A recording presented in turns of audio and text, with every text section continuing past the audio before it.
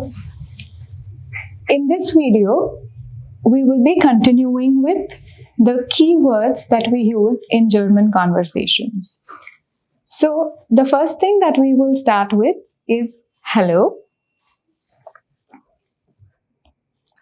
So, hallo is what we say in German. So, the conversation starts with hallo. Now, usually with globalization, the basic terms that we use in other languages are also okay, as in you can say hi or you can say hey, which also works. But especially for formal conversations, we use hallo. The next keyword that we have here is thank you, which comes to Danke or Vielen Dank. So there are two ways in which you can say thank you. One is by saying Danke, other is by saying Vielen Dank. After thank you comes the response, which is you're welcome. So in German, when you are trying to say you're welcome, we use the word Bitte. So Danke, Bitte. That comes in combination as thank you and welcome. Now you see the word bitte here. This word can also be used as please. That is when you are making a request. Let's just say I want somebody to get me a glass of water. Of course, I want to be polite about it. So I use the term bitte at the beginning or at the end of my request. The next word that we see here is the word Entschuldigung, which counts for sorry or excuse me, depending on the context. You will find a lot of words where one word can have two meanings, but the meanings do change depending on the context. So the word that we see here, Entschuldigung, this word has two meanings, sorry or excuse me. Also, the word is pretty long, so let's break down the pronunciation of it. So we have Ent, that is the first syllable. We have Schul, which is the second syllable. And then we have Digung, which is the third syllable. So if you have a problem with pronunciation, you can just break down the syllables Ent, Schul, Digung, and then just repeat them faster, like Entschuldigung. Okay, I'll repeat this once more. Entschuldigung, which stands for sorry or excuse me. We have another way in which we can say sorry, and which is a phrase, es tut mir leid. This is slightly used for deeper apologies when you really want to say that you are sorry for something and apologizing. Es tut mir leid. In a regular context, it doesn't make a difference. You can either use Entschuldigung or es tut mir leid. So just repeat the words that we see here once. Hallo, Danke, Vielen Dank, Bitte, Entschuldigung, es tut mir leid.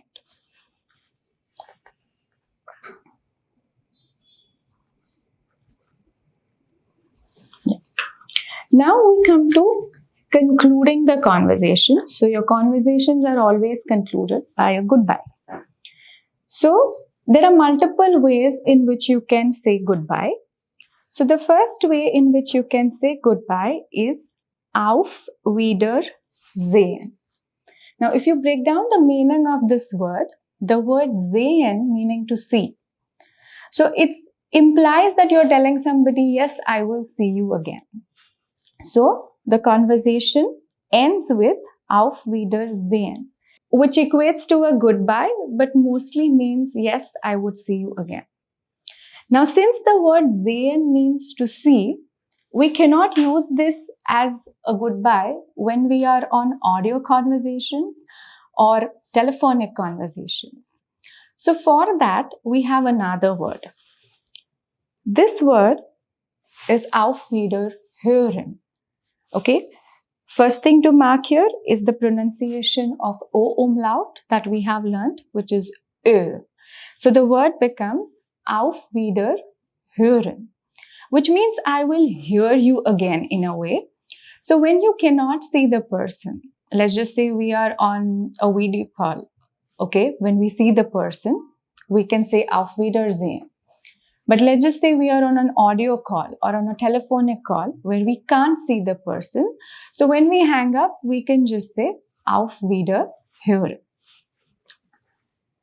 Then another way of going about saying goodbye is either saying Tschüss or saying ciao.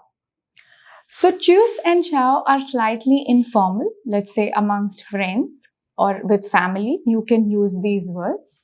Ciao more so is like a slang. So this is something which is very popular in Germany. People end conversations mostly with ciao. Okay. Again, the one thing to mark here is the U umlaut, which is the sound of U. So the pronunciation is Tschüss. So Tschüss or ciao. You can use either one. In addition to this, there are some more terms which you can add to end your conversation, which could either be used independently or they can complement your Auf Wiedersehen, your Tschüss or your Auf Wiederhören. So normally when we end a conversation, we also say when will you see the person next. So I could say yeah, bye, I'll see you soon. I can say bye, I'll see you later. So the next two words that we have explain are see you soon and are see you later. So we have bis bald. Bis bald, which is see you soon. So bald means soon in German. So when you want to say that yes, I will see you soon, I can use bis bald. If I want to say yeah, I will see you later, in that case, I can use bis später. So bis bald is see you soon. Bis später is see you later. Okay, so let's repeat these once more. Auf Wiedersehen, Auf Wiederhören, Tschüss, ciao, bis bald and bis später. Now let's move on to some basic conversations. So one thing we need to understand about German conversations is that your conversations can be divided into two parts. One, your conversation is informal. Second, your conversation can be formal. Now depending on whom we talk to. So let's just say that we are talking to friends. Of course, the relationship is very casual. So we can have a very informal conversation with our friends. So I have an example here for informal conversations. So we start with Hallo. Hallo Paul. Guten Morgen. You open a conversation with a basic wish. Then there is a response which comes, Hallo Sandra. Wie geht's? So wie geht's is an informal way of saying how are you. So when we apply the formal and the informal, it applies to such basic levels as well. As simple as a how are you, that also needs to be formal or informal. So wie geht's is an informal way of saying how are you. The response to that can be Es geht mir gut, danke, which means I am doing very well, thank you. You always want to say a thank you because you don't want to sound rude. And then, of course, you can ask the other person the same question. So if somebody asks me how I am doing, to be polite, I will of course ask them how they are doing. So again, we use the same question, wie geht es dir? The response comes the same, es geht mir gut or auch gut, as you can see here, followed by a danke. Now, normally when we are in informal conversation, there is not always a need to make full sentences. For example, when we say an es geht mir gut, it is a complete sentence. But that's not always required if I'm sitting in a restaurant or I'm sitting in a cafe with my friends. So I can simply say auch gut, as we see here, which means yeah, I'm doing well as well or also fine, which shortens the conversation in a way. So the natural responses sometimes are based on the situation you are in. So where you feel like, yeah, this response works, I can just say gut and be okay with it, we can definitely use that response. There is no need to use full sentences, especially in informal conversations where the flow of the conversation matters more. Now, after this, we go on to formal conversations. Now, what can be our formal scenarios? So, formal scenarios can be, let's just say we are in an office space, we are in an interview, we are in an exam, we are in a university with a teacher. So, your relationship with these people is usually formal, which means not very strict, but it just means that you ought to show some kind of respect to the other person and have some kind of a boundary. So when we talk to people with whom we are formally related, our conversations tend to change a little bit. Although we ask them the same things, the way we ask, it's going to be different. So let's take a look. So we have a conversation here between two people who are working in an office. So you start with, Hallo Frau Schneider, guten Tag. So whenever you are addressing a person formally, we usually use the term Frau for women, which is like saying Miss. So when I say Frau Graf, as we can see here, Frau Graf means Miss Graf. You open the conversation by saying, Hallo Frau Graf, guten Tag. As a response, you get,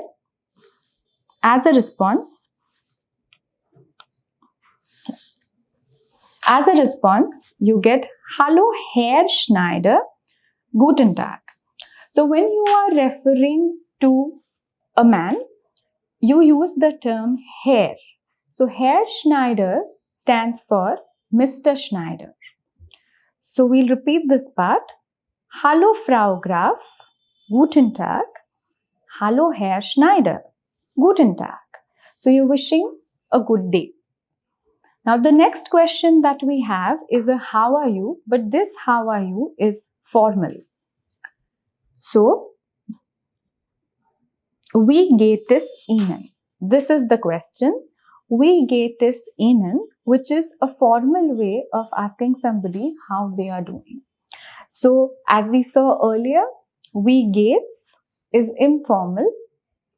Wie geht's is informal, but wie geht es Ihnen becomes your formal question. Wie geht es Ihnen? The response to it, as you can see, remains the same. Es geht mir gut, danke.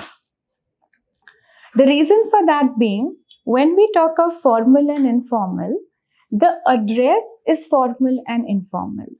The person responding, to the person responding, it doesn't matter if they are addressed formally or informally, they will basically give a response in the same manner.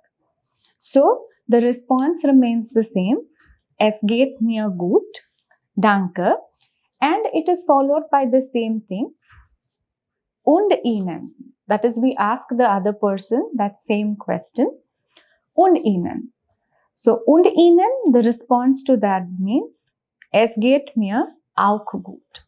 So, the auch here means also, and you of course want to end the conversation with a thank you. So these are the two examples of formal and informal conversations. But this goes for, in general, all the conversations that we have. That is, you can have a conversation formally as well as informally, depending on the situation you are in.